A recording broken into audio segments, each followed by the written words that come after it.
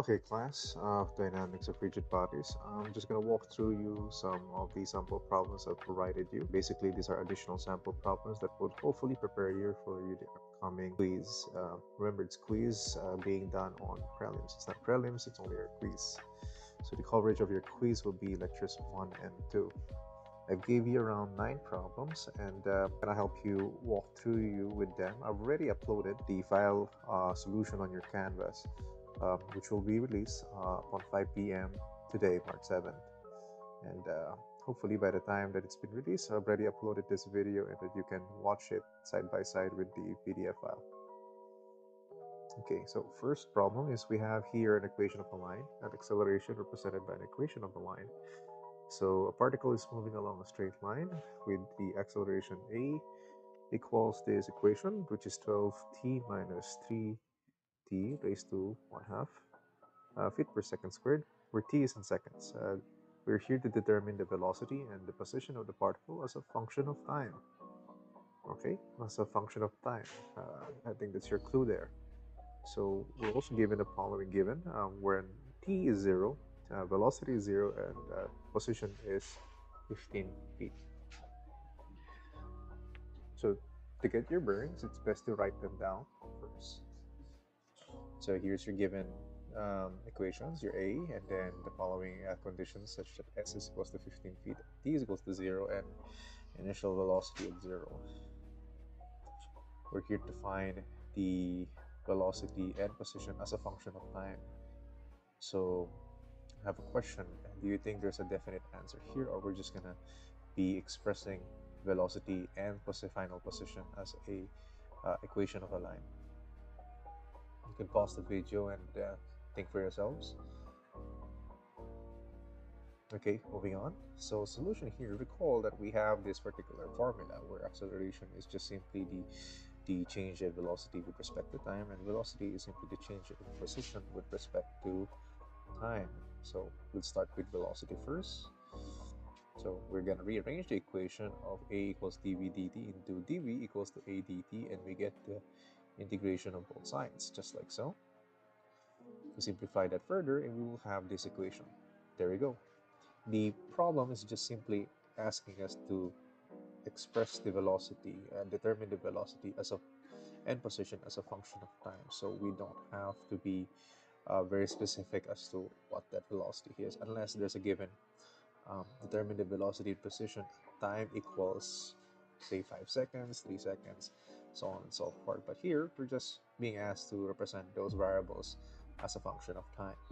So now that we know the trick behind the velocity, we can do the same thing for position. In this case, we do it like that, and then we use this equation. So ds now is equals to v dt. We integrate both sides, and remember, when the t is 0, s is 15. So there you go. And then all you have to do now is just simplify it further, and we will have this particular equation. That's it for number 1. Now for number 2, just reading the problem. A ball is released from the bottom of an elevator, which is traveling upward with a velocity of 6 feet per second. So we have an initial velocity. Now the question is, if the ball strikes the bottom of the elevator shaft in 3 seconds, that's probably the total time, we are to determine the height of the elevator from the bottom of the shaft the instant the ball is released. Also find the velocity of the ball when it strikes the bottom of the shaft. So we're also gonna be finding the vertical displacement here, and also the final velocity when it strikes the bottom of the shaft. So to get your bearings again, you can feel free to write down your givens, just like so. And to properly analyze things, and this is not a requirement for this particular subject, sometimes you want to draw it out for a bit for your solution, as the start of your solution. So it's gonna be probably like this. So, and we're here to determine the h from the shaft. Okay, to determine the height of the elevator from the bottom of the shaft the instant the ball is released. Okay, and then we can now begin calling this equation, several equations actually, where the final position is equals to the initial position plus the product of initial and initial velocity and time plus um, constant acceleration t squared over 2, and of course with this equation as well. Oops, this is not complete. Where vf is equals to vi plus act. That's another one. Okay, since we're dealing with height, we're gonna be using this one. Okay, so just replacing the values using our known variables here. So sf here will be our h, and we know very well that the initial position here is 0 based on the point of origin of the ball. Okay, and then we have a total time of 3 seconds times as our initial velocity of 6 feet per second. So there you have it, plus negative 32.174 feet per second squared. So doing unit analysis, it's going to be looking like this. So you know very well that your final unit will be in terms of feet. Now substitute everything and then you will find the answer that h is negative 126.783. I forgot the negative sign here because h here from this point of from our line of origin is h here. The position here will be negative because it's below. So hence our h here is 126.78 feet.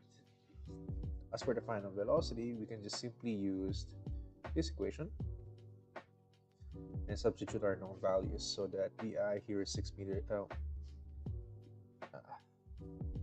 Again, a typo. This is supposed to be 6 feet. Yeah, there we go. 6 feet per second. And then there we go, negative 32.174 feet per second squared times 3 seconds. So it will cancel out, and eventually you will have the final answer of negative 90.522 or negative 90.52 feet per second. Okay.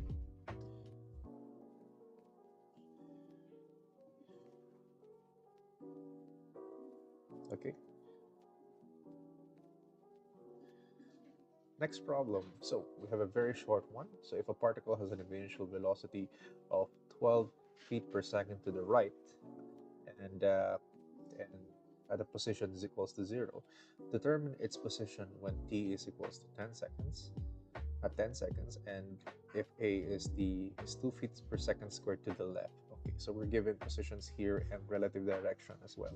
So not only magnitude but also direction. So we can write down the given as such. Our VI here is 12 feet per second to the right, so it's going to be positive at initial position equals to 0. Our acceleration here is negative 2 feet per second squared to the left. We're here to determine the final position at 10 seconds. So our solution, based on the variables we are given, it seems we can use this particular formula where SF is equals to initial position plus initial velocity times time plus constant acceleration t squared over 2. Substituting the known equations, we know that our initial position is 0 and our final position is the one being required to be found. So we will have next is the multiplication of 12 feet per second times 10 seconds plus minus 2 feet per second squared. That's our acceleration here. And we will find the answer at 20. Another typo. Let me just erase this. At 20 feet. So feet, second squared. So there. Wait a minute. 10, and then here we go. There we go. So yeah.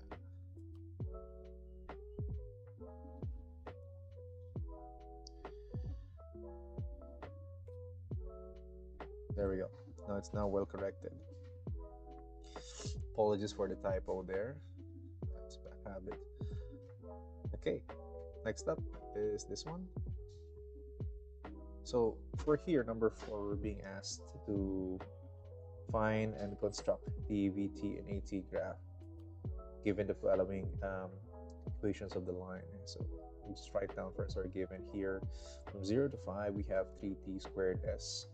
S is equals to 3t squared, and then from 5 seconds to 10 seconds, we have s is equals to 30t minus 75 at t equals to 5 to 10 seconds.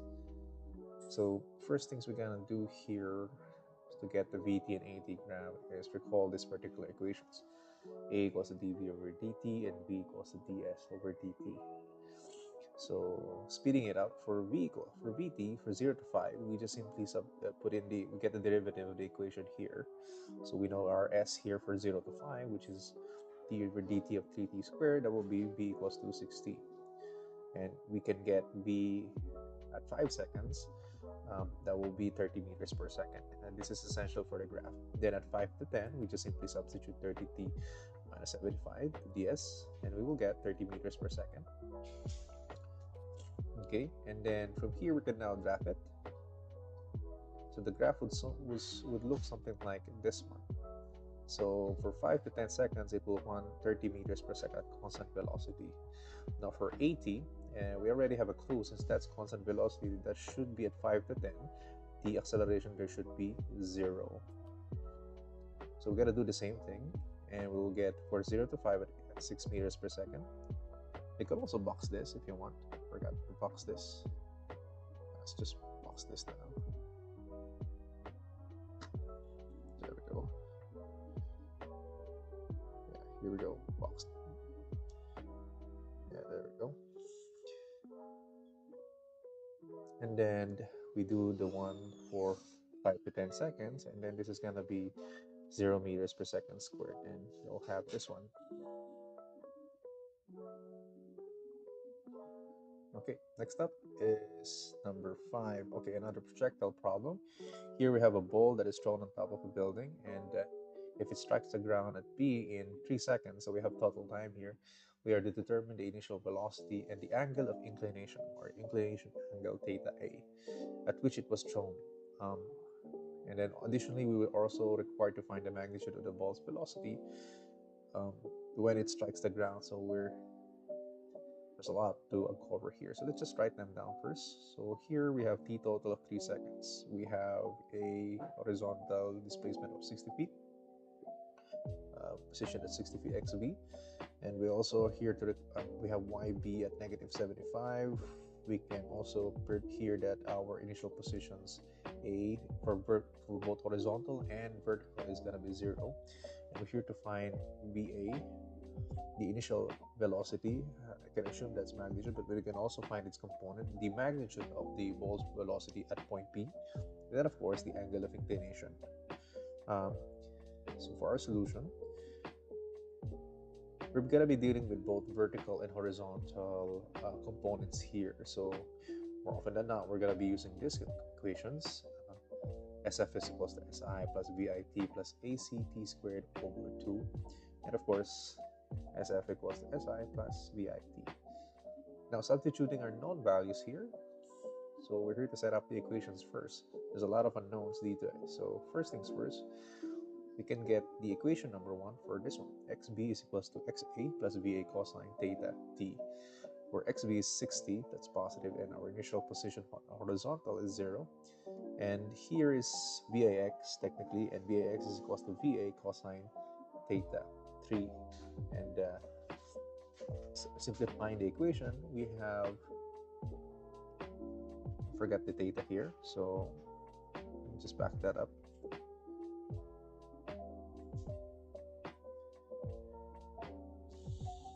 Okay, let's go for black, and then just write it down here. Yeah, forgot the theta.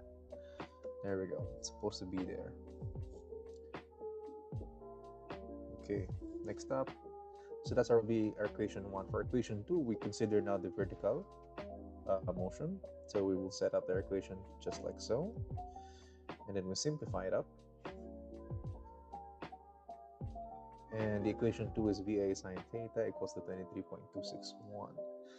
Okay. Now we combine both equations, 1 and 2, in order to find theta. So VA is equals to, using equation 1, where VA is equals to 20 over cosine theta. We can now substitute that to equation 2, which will look something like this. And with that, sine theta, cosine theta, double tangent theta, you divide both sides by 20, and tangent inverse. So to get theta of 49.3108 degrees. After this, now you can substitute this to determine VA, which would appear something like this one. 30.6769 feet per second. So we're still using feet here, right? Yes, there we go. So to simplify it, it's going to be 30.68 feet per second. And then you can also get its components. So for example, for VA, you can get VAX by getting um, simply VA cosine.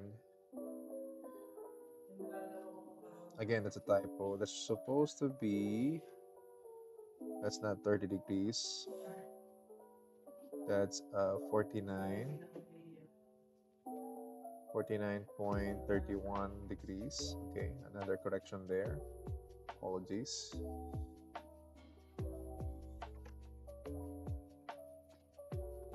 Let me just double check just in case. I believe it's still correct. 49.31.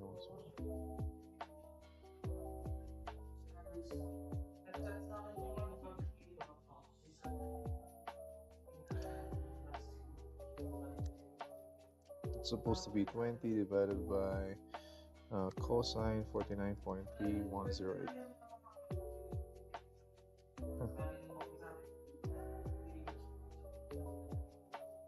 Oh, sorry. No. That's supposed VA here is 30.6769 times cosine 49.3108. There we go. 19.99999. So yeah, there we go. So I'm still correct there. I just did some. I'm gonna correct this in post na lang. Okay, next up, so that you know, and this one is also equal to your VBX basically. Next up, here's for VBY. We can use this particular equation: VBY equals to VAY plus ACT equals negative 73.26 feet per second.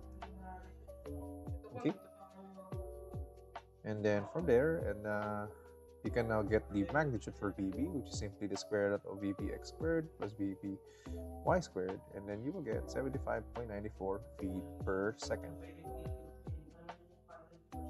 There we go. Okay, another projectile problem here using football. So if the football is kicked at a 45-degree angle, determine its minimum initial speed so that it passes over the goalpost at point C.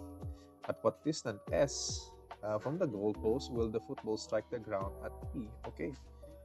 Here, so we have several gear. We know that we have 45 degrees. We know that our SA to point C is 160 feet. And at YC, I just label it YC because there's a point here that's gonna be 20 feet positive. And we're here required to determine SCB, or should I say SBC, doesn't matter, this particular S here. And then and we're here also to determine the minimum required initial speed. Okay,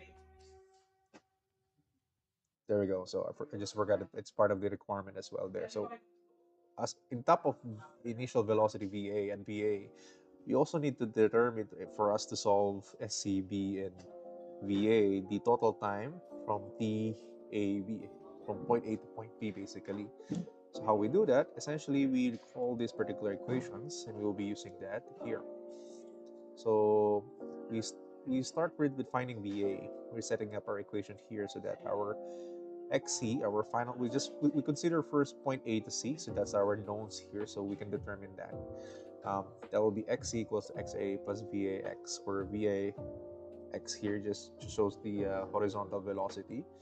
Simplifying that further, we get 160 equals to 0 plus VA cosine 45 TAC, and we can isolate it, and we will get TAC here at 160 over VA cosine 45. That's our equation 1. Now for the vertical motion component, we will be using this particular formula here. You just pattern it. So remember the ones in orange here are genetic formulas. So I'm just really just patterning up with the variables presented in the problem so that it's not confusing.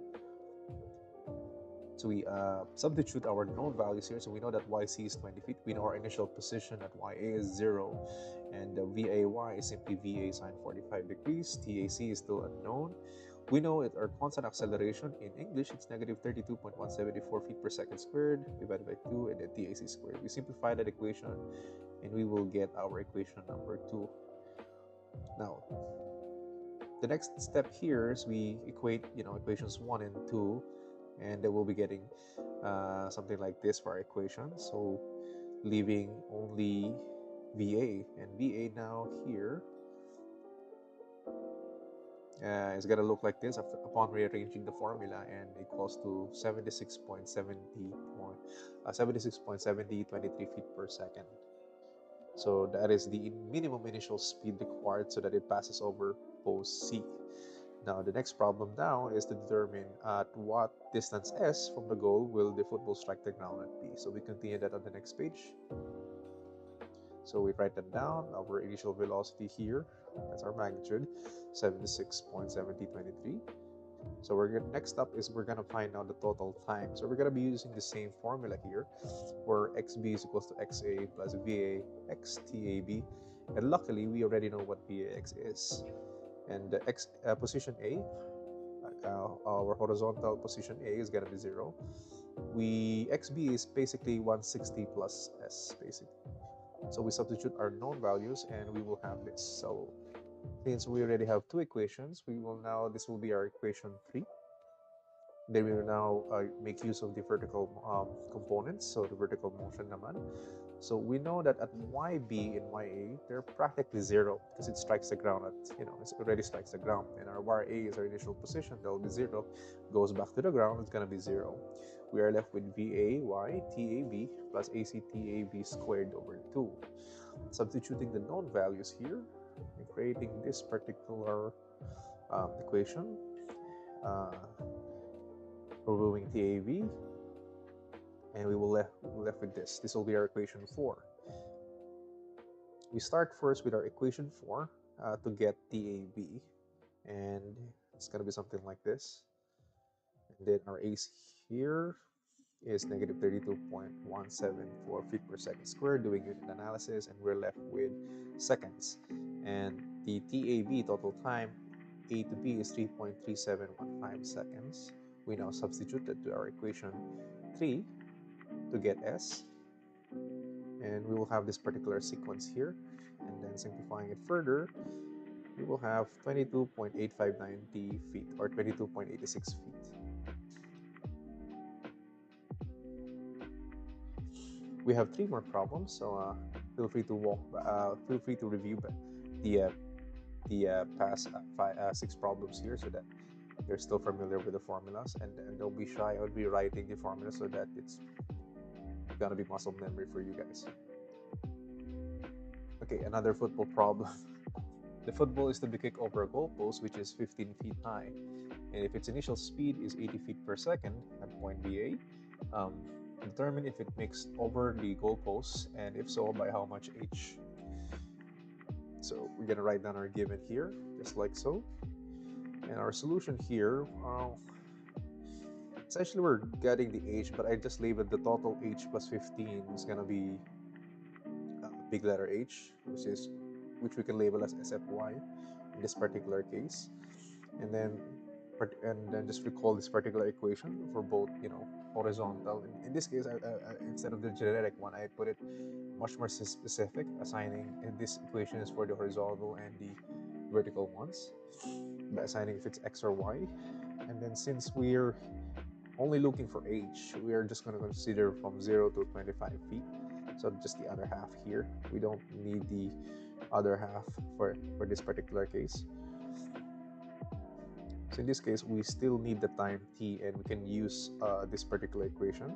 S of x equals to SIX plus VAXT. We already have VAX, which is simply 80 feet cosine 60. We have SIX, which is 0. And SFX we have, which is 25. So rearranging this equation, we will get t and equals to 0.625 seconds. And after that, we can now substitute the total time there, and we can use now the vertical component things to get h. So essentially, we're gonna be using this formula, substituting our known values. SIY is gonna be 0. VI here is basically VIY, which is 80 feet per second times sine 60 degrees. T here is, we already got T here. Our acceleration here will be negative Since we're using feet here, negative 32.174 feet per second squared, and then SFY here, I'm basically referring to the total, so we can lay out the equations. We can substitute now the known values, just like so. Yeah, so it will be h plus 15, so based on what we set it up. And then further simplifying the equation, we will get h is equals to 22.02 feet. It looks very intimidating at first, but once you get the hang of it, of solving, hey, we might consider first the vertical component. Hey, let's consider the horizontal component, and then setting up your equations. And once everything is aligned, don't forget your unit analysis, and you will hopefully arrive with your correct answer. All right, last two problems. Here we have an automobile has a speed of 80 feet per second at point A, and an acceleration A having a magnitude of 10 feet per second squared, acting in the direction shown. Determine the radius of curvature of the path at point A and the tangential component of acceleration. So in this case, unlike the examples I've given you, there's a specific acceleration here. It's not represented by the equation of a line here, but with one core difference. There's an angle for our A here. So basically our acceleration here as a magnitude both has an x and y component here, and it just so happen coincides with tangential and the parallel, the tangential and parallel acceleration. So we just write the given just like so. We're here to determine the radius of curvature represented by rho, and then of course the tangential acceleration. We do that by simply using trigonometry. As you can see here, tangential, okay, it's just 30 degrees away from A, and A here is 10 feet per second squared. All we have to do now is just get the tangential component, or basically the horizontal component of this based on the diagram. That will be A cosine 30, which is 8.66 feet per second squared. Now, as for the radius of curvature, the original formula here is v squared, the velocity squared over normal acceleration, and where an is simply sine. In this particular, a sine 30 degrees. And that's going to be equal to 5 feet per second squared. And knowing that, we can now simply substitute them. And then we're left with 1,280 feet. Last but not least, here we have a boat. Starting from rest, the motor boat travels from around the circular path with a radius of curvature of 50 meters at a speed of velocity, which is represented by an equation, 0.2 t squared meters per second, where t here is in seconds. We are here to determine the magnitude of the boat's velocity and acceleration should the time is equals to 3 seconds. Okay. Kindly write down your given first. We know our radius of curvature is 50 meters. We know our velocity is represented by this equation here. We know that we are required to find the magnitudes of both velocity and acceleration at time equals 3 seconds. For our solution, recall our equation that the magnitude for acceleration is simply the square root of the tangential acceleration and the normal acceleration n squared. Then of course for velocity, we can simply get our velocity here by substituting time at 3 seconds, which is equals to 1.8 meters per second. It's quite easy. That's the velocity there. And from there, we can just simply use the formulas I provided you in your previous lecture. So for AT is simply the first derivative of velocity. So in this case, we're going to be using the formula 0.2 t squared. So it's going to be percentages as this. And then the simplified version of this is 0.4 t. And then t at 3 seconds will be 1.2 meters per second squared. Now for an is simply v squared over radius of curvature. We know now what v squared is, and we know what radius of curvature. All we have to do is just substitute. And an is equals to 0.0648 meters per second squared. Next up is getting its magnitude. There you go. So the magnitude of the acceleration here will be 1.12 20 meters per second squared, 1.2 meters per second squared. That's pretty much it, and hopefully, apologies for the typos, but don't worry, upon releasing this video, the PDF will be corrected by now. Okay, thank you so much.